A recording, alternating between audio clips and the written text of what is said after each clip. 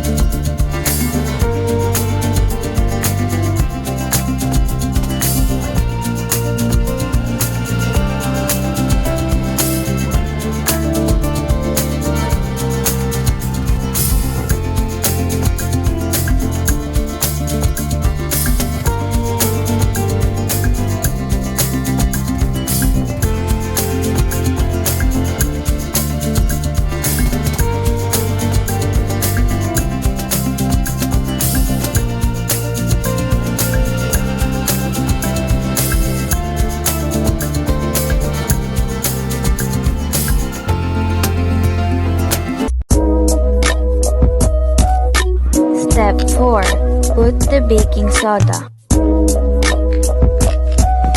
And this is what our volcanic eruption looked like.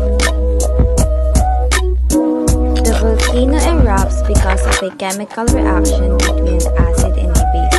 The acetic acid present in the vinegar reacts with the sodium hydrogen carbonate in the baking soda and produces carbon dioxide.